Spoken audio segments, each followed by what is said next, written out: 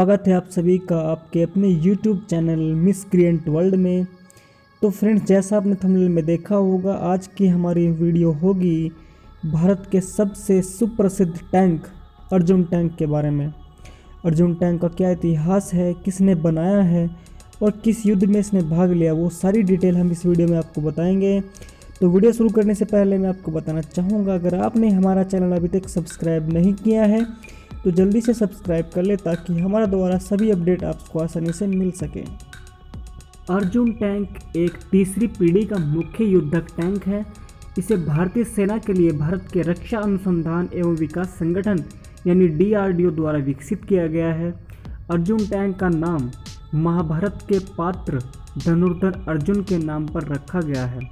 Arjun tank यह मुख्य युद्धक टैंक है और इसकी उत्पत्ति का जो मूल स्थान वो भारत है, यानी कि उसको भारत में ही बनाया गया है। उत्पादन के इतिहास की अगर हम बात करें, जो इसका डिज़ाइनर है वो DRDO और CVRDE दोनों ने मिलकर इसको विकसित किया है, इसको डिज़ाइन किया है। इसके जो निर्माता है वो है हैवी व्हीकल फैक्ट्री। इसको हैवी व्हीकल फैक्ट्री में बनाया गया है और इसकी उत्पादन तिथि यानी 2004 के लगभग इसको बनाया गया था और उस टाइम इसके 124 इस तरह के 124 टैंक बनाए गए थे। स्पेसिफिकेशन की अगर हम बात करें तो यह टैंक 58 टन वजनी टैंक है। लंबाई की अगर हम बात करें तो इस टैंक की लंबाई 34 फीट 10 इंच यानी 10.63 मीटर है और इसकी चौड़ाई 3.86 मीटर यानी 12 फीट ये चौड़ा टैंक है। ऊंचाई इसकी 2.3 मीटर है यानी ये 10 मीटर लंबा, 3.8 मीटर चौड़ा और 2.3 मीटर ऊंचा टैंक है। अगर इसमें सैनिकों की बात करें तो इसमें 4 सैनिक होते हैं। एक कमांडर होता है, एक गनर होता है, एक लोडर होता है जो विस्फोटक को लोड करता है और एक ड्राइवर होता है। वाहन के कवच की अगर हम बात करें तो इसमें स्टील का पूरा ये टैंक बना है जो कंपोजिट कंचन कवच के नाम से जाना जाता है। जो इसकी आयुध है, जो इसका गोला है वो 120 mm का गोला होता है। यह एंटी टैंक मिसाइल भी इसमें होती है। इनकी अगर हम बात करें तो इसमें 1400 हॉर्स पावर यानी 1040 किलोवाट का डीजल इंजन होता है। ज़मीन से इसकी ऊंचाई 1 फीट 6 इंच यानी 0.45 मीटर इसकी ज़मीन से ऊंचाई है। इसके ईंधन की क्षमता 1610 लीटर की इसकी क्षमता है जो इसमें डीजल भरा होता है। जो इसकी गति है वो है 72 किलोमीटर प्रति घंटा यानी 45 मील प्रति घंटा यह सड़क पर चल सकता है और छोटे रास्तों पर यह 40 किलोमीटर प्रति घंटा यानी 25 मील प्रति घंटा इसकी स्पीड होती है। बड़ी सड़कों पर यह 72 किलोमीटर प्रति घंटा चलता है और छोटी सड़कों पर यह 40 किलोमीटर प्रति घंटा की स्पीड से दौड़ सकता है। अर्जुन टैंक में 120 मिमी में एक मेन राइफल गन होती है। इसमें PKT 7.62 मिमी को एक्सिल मशीन गन भी होती है और NSVT 12.7 मिमी मशीन गन भी इसमें शामिल है। यह 1400 हॉर्स पावर के AMTU बहु ईंधन डीजल द्वारा संचालित है। इसकी अधिकतम गति 72 किलोमीटर प्रति घंटा और क्रॉस कंट्री में 40 किलोमीटर प्रति घंटा की स्पीड होती है। एक कमांडर, गनर, लोडर और चालक का एक 4 सदस्य चालक दल इसे चलाता है। ऑटोमेटिक फायर डिटेक्शन और सप्रेशन और NBC प्रोटेक्शन सिस्टम इसमें शामिल किए गए हैं। नए कंचन आर्मर द्वारा all round anti tank warhead protection को और अधिक बढ़ाया गया है। इस आर्मर का 3rd जनरेशन टैंक्स के आर्मर से अधिक प्रभावशाली होने का दावा भी किया गया है।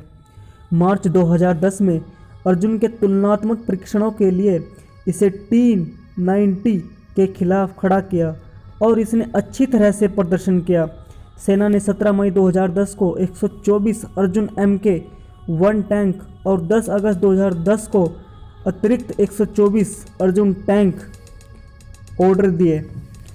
अर्जुन द्वारा 2004 में भारतीय सेना के साथ सेवा में प्रवेश किया गया। टैंक को पहले भारतीय सेना के आर्मर्ड कोर्स के 43 आर्मर रेजिमेंट में शामिल किया गया, जबकि 12 मार्च 2011 को 75 आर्मर रेजिमेंट में शामिल किया गया। हम आपको वीडियो में बता चुके हैं कि अर्जुन टैंक को DRDO द्वारा विकसित किया गया है।